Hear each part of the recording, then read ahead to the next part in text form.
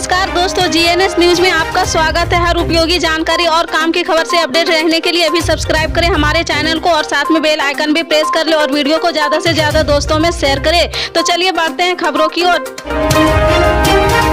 केंद्र बजट 2023 पर आम आदमी पार्टी के नेता और सांसद संजय सिंह ने केंद्र की नरेंद्र मोदी सरकार पर जमकर हमला बोला। उन्होंने कहा कि मोदी सरकार का ये बजट अडानी बचाओ योजना है और कुछ नहीं है। इस बजट से ना तो किसान को कुछ मिला है और ना ही सेना को कुछ मिला है और ना ही नौजवानों के लिए इसमें कुछ है। आम आदमी पार्टी के सांसद संजय सिंह ने कहा कि ये बजट ना किसान, ना जवान और ना ही नौजवानों के लिए है। इस बजट में नहीं है किसी के लिए कोई प्रावधान। अमृत काल में अमृत के लिए तरस रहा आम इंसान और पूंजीपतियों की लूट हुई है आसान। उन्होंने कहा कि देश के 80% अन्नदाता इस इंतजार में थे कि उनकी एमएसपी दोगुनी होगी, वहीं बजट में उसकी कोई घोषणा नहीं हुई है। बजट में ना तो कृषि क्षेत्र में राहत मिली है, ना ही खाद में सब्सिडी मिली है और ना ही उनके पक्ष में कोई घोषणा हुई है। इस देश का जवान ये उम्मीद कर रहा था कि रक्षा क्षेत्र में कोई क्रांतिकारी बदलाव आएगा, रक्षा बजट में परिवर्तन होगा, लेकिन कुछ नहीं नजर आया है। संजय सिंह ने कहा कि केंद्र सरकार को आड़े हाथों लेते हुए कहा कि सरकार ने हर साल 2 करोड़ नौकरी देने की बात कही थी, लेकिन इस बजट में उसका कहीं जिक्र नहीं हुआ है। बेरोजगारी की मार झेल रहे युवाओं के लिए भी इस बजट में कुछ नहीं है। साथ ही उन्होंने टैक्स स्लैब पर सरकार के फैसले को लेकर भी निशाना साधा और कहा कि महंगाई के इस दौर में सरकार ने टैक्स स्लैब में सिर्फ 50,000 की छूट दी है और इसे लेकर डंका पीट रहे हैं। उत्तर प्रदेश में इन दिनों रामचरितमानस को लेकर काफी सियासी वार पलटवार हो रहा है। इस विवाद के केंद्र में इसके जन्मदाता स्वामी प्रसाद मौर्य है, जो पूर्व में बीजेपी नेता थे। इन दिनों समाजवादी पार्टी के नवनियुक्त राष्ट्र महासचिव है। मौर्य रामचरितमानस को लेकर दिए गए अपने बयान पर अड़े हुए हैं। उन्होंने गुरुवार को एक फिर ट्वीट किया है। मौर्य ने आज किया अपने ट्वीट में कहा कि इंडियन से आज डॉग कहकर अंग्रेजों ने जो अपमान और बदसलूकी ट्रेन में गांधी जी से की थी, वह दर्द गांधी जी ने ही समझा था। ठीक उसी तरह धर्म की आड़ में जो अपमानजनक टिप्पणियां महिलाओं और शूद्र समाज पर की जाती है, उसका दर्द भी सिर्फ महिलाएं और शूद्र समाज ही समझता है। उन्होंने कहा कि गाली देने वाला समाज उस पीड़ा को नहीं समझ सकता है। आपको बता दें, भारत के लिए नियंत्रण रेखा, वास्तविक नियंत्रण रेखा और हिंद महासागर में दुश्मन पर नजर रख पाना आसान होने जा रहा है। भारत को अमेरिका की तरफ से मिलने वाले MQ-9 प्रीडेटर अमृत ड्रोन की वजह से दुश्मन के लिए इन संवेदनशील क्षेत्रों में किसी भी प्रकार की चालाकी कर पाना असंभव होगा। ये ड्रोन किसी भी विमान की तुलना में ज्यादा दूर तक उड़ान भर सकता है और काफी समय तक हवा में रह सकता है। दिन हो या रात, दोनों स्थिति में फुल मोशन वीडियो दे सकता है। इसकी मदद से अब भारत दुश्मन की हर एक हरकत में निगरानी रख सकेगा। भारत और अमेरिका के बीच होने वाली इस सौदे की लागत $3 अरब से भी अधिक है। इस सौदे के तहत 30 MQ-9 प्रीडेटर अमृत ड्रोन भारत को मिलेंगे। इस मामले से जुड़े अधिकारियों ने बताया है कि 5 साल तक इस पर काम किया गया है और अब इस सौदे पर भारत को आखिरी फैसला लेना है।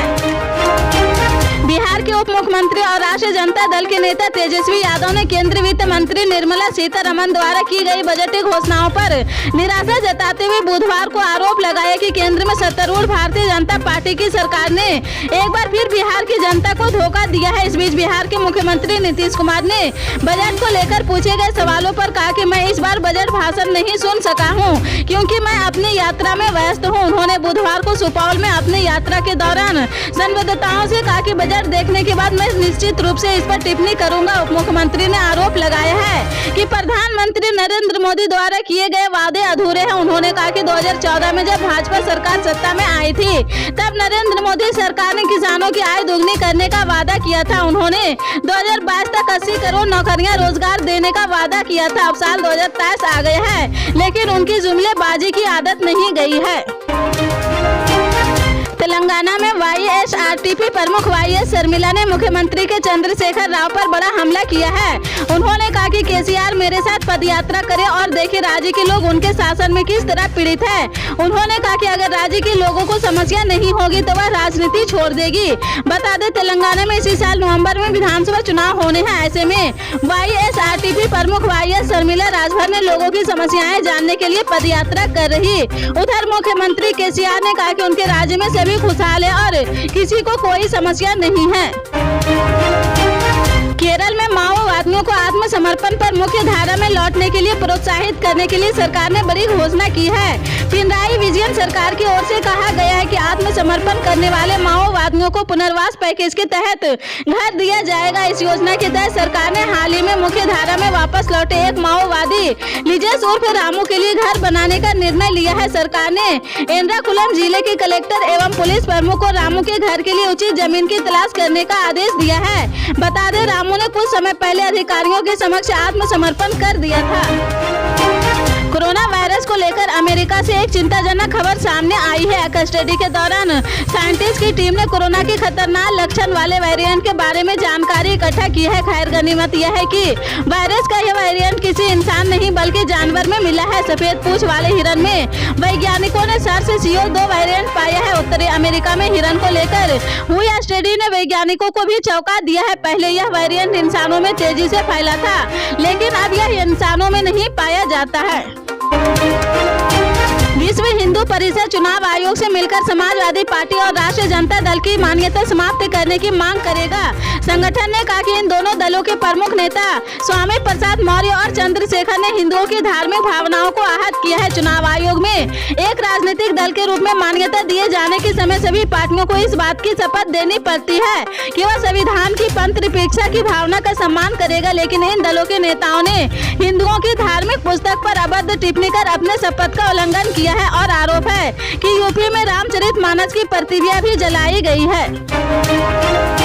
बाल विवाह पर लगाम लगाने के लिए असम सरकार ने कमर कस ली है और इसके खिलाफ लगातार कार्रवाई की जा रही। गुरुवार को राज्य के मुख्यमंत्री हेमंत बिस्वा शर्मा ने ट्वीट कर बताया कि असम सरकार राज्य में बाल विवाह के खतरे को समाप्त करने के अपने संकल्प पर दृढ़ है। मुख्यमंत्री ने बताया कि अब तक असम पुलिस ने राज्य भर में 4004 मामले दर्ज किए हैं और आने वाले दिनों में और पुलिस कार्रवाई की संभावना है।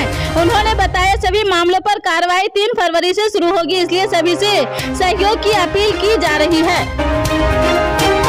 राजस्थान के जोधपुर में गुरुवार को G20 रोजगार कार्य समूह की पहली बैठक शुरू हो रही है। 3 दिवसीय बैठक के लिए शहर को अच्छे से सजाया गया है। बैठक में 29 देशों के 74 विदेशी प्रतिनिधियों के साथ 100 से अधिक अधिकारी भाग लेंगे। 19 सदस्य देशों और 9 अतिथि देशों के सदस्य बैठक में शामिल होने के लिए पहुंचने लगे हैं। इसके अलावा कुछ अंतर्राष्ट्रीय संगठनों के सदस्य भी बैठक में हिस्सा लेंगे। भारत के अलग अलग शहरों में 1 साल तक होने वाले G20 सम्मेलन में 4 अलग अलग चरणों में रोजगार कार्य समूह की बैठक होगी।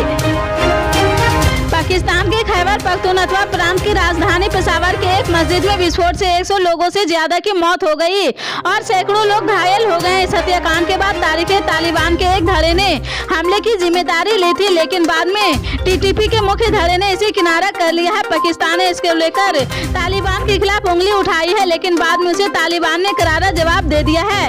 अब खैर प्रांत की पुलिस अप्रत्याशित कदम उठाते हुए सड़क पर उतर आई है और पाकिस्तानी खुफिया एजेंसी ISI के खिलाफ नारेबाजी कर रही।